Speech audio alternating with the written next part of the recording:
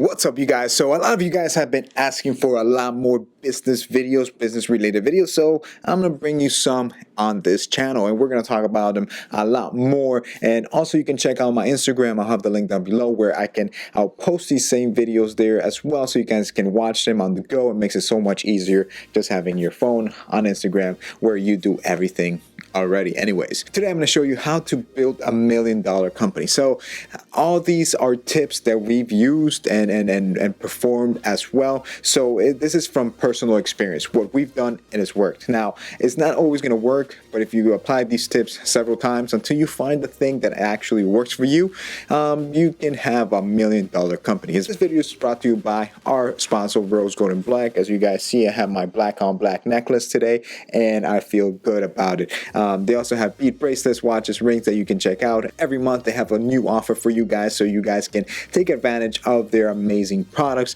Right now, this month, the month of July, you get 40% off store-wide. Plus, if you use the code down below, you get an extra 10% off. On top of that, you get free worldwide shipping, which in my opinion is amazing. So check out Rose Gold and Black, guys. Amazing products, amazing price, amazing quality. Also, check them constantly because they're always dropping new things. For example, they dropped this necklace about a month ago, and it's one of my favorite staples on my wardrobe. I use them very, very often. I think especially with t-shirts, they look really cool. So check out Rose Gold and Black, guys. I'll have the link down below with the promo code so you can get basically 50% off and free worldwide shipping. Now, let's get to our video. All right, so the first thing you need to do is find a niche that you love. That's the most important thing. Find something that you like doing, that you love doing, because even if you're not making $1 million, you're going to enjoy doing it for the rest of your life. It's not going to feel like a job. It's going to feel more as a hobby or just part of your life. You know, you're not going to dread waking up every morning, going to work, or trying to build this company that, let's say, it's not successful for the first 5 years,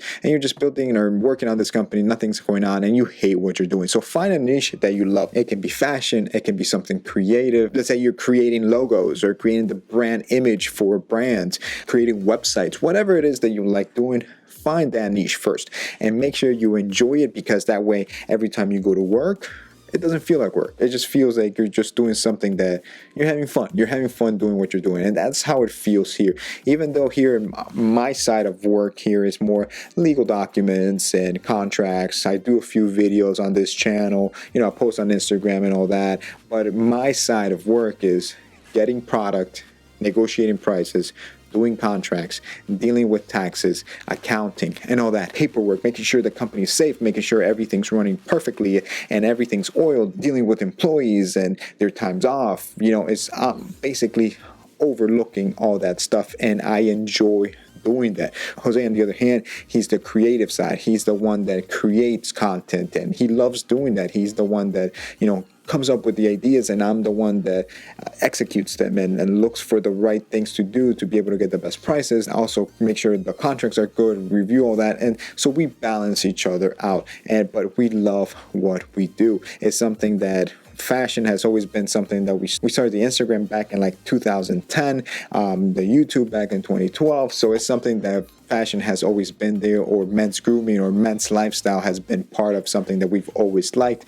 We've always dressed well. So it's something that made it easier for us to get in there and enjoy what we're doing every day. And you can find something that you like doing within these categories. For example, e-commerce. If you want to sell stuff like products and all that, and you're in fashion, you can sell that. Manufacturing, maybe you just want to make the product for other people to sell. Informational content creation, maybe you just want to talk about fashion like YouTube and on Instagram or any other social media. Professional services or design, you know, stuff like that. You can look into those categories and you can find a niche, let's say fashion, and then look into these categories. All right, so do I want to sell a product? Do I want to create products so other people can sell? Do I want to design products for other people? Or do I want to create information for fashion? You know what I'm saying? Or if you go fitness, same thing. Do I want to sell fitness clothes or supplements? Do I want to create, you know, the supplements and then somebody else else can like take over and private label it and sell it for themselves, or do I want to create information for that and sell it to people, or just post it on YouTube or on Instagram, or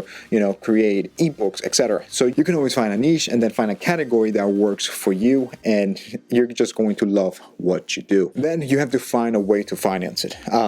If you don't have the money, it's going to make it a lot harder. So you can either have savings. If you have all your savings, some people bootstrap themselves, use all their savings and just put it in there and just work so hard to be able to make the best product, the best information, whatever, and just work it until they start making money. You can find investors, which in my opinion, we're not huge fans of investors.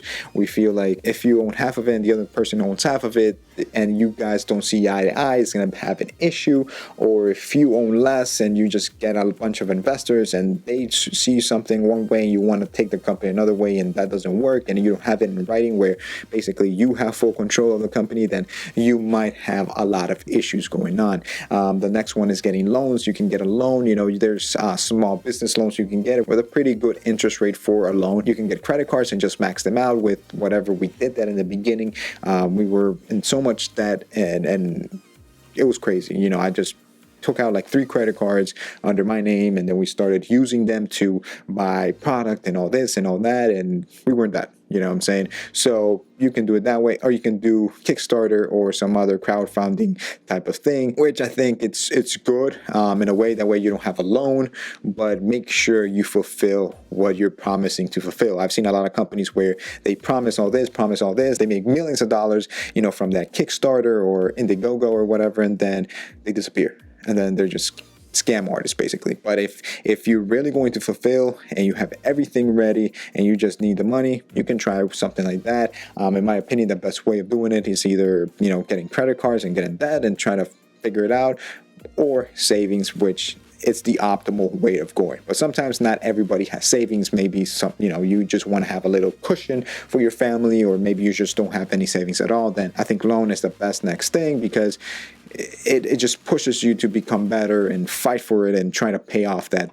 You know what I'm saying? But if you're doing more things like YouTube, Instagram, informational content, you really don't need much of financing. You can do it with just an iPhone or any type of camera and a computer. Most people have computers. Most people have cameras where you can just record and upload. As long as your information is good, as long as people want that information and it's honest, you're just going to grow, and people are just going to want to watch you, and it's going to help you financially. You can get ad money from YouTube. You can get sponsors. You can start selling your content. And there's a lot of people that sell ebook or instructional videos where you can actually learn, but they'll sell it. So there's different ways you can monetize that. The next one is find a good team or outsource. Most people can't do everything on their own unless they're doing, like I said, YouTube or informational content. But if you're going to be selling stuff, and in the beginning you will be able to do it on your own. I mean, don't hire anybody until you're ready to move and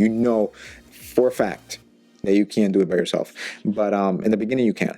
But when it's time to hire, always hire somebody or outsource it to somebody. That way, but that's somebody that knows. Hire somebody that has experience, somebody that has some sort of knowledge in that field, or maybe hire somebody that let's say if you're lacking on something, hire somebody that has that knowledge that you lack on. That way you both complement each other, and it's better and it's easier for you to be able to grow the company. Or outsource it. Look at one that works better for you. When there's a time to grow, you need to hire people, but don't do it before you need to. Always, make sure you can do it all on your own. When you see that you're really just, drowning in work, that one thing is, giving up and lacking because you're just focusing on this other thing and vice versa, then it's time to hire somebody. Hire the right team or outsource it to the right companies, but always do your due diligence so you know that you're hiring the right people and they're going to help you actually build a company and not destroy it. Then you have to come up with an idea. Now that you found a niche, basically how you look at this is there's a problem in this industry.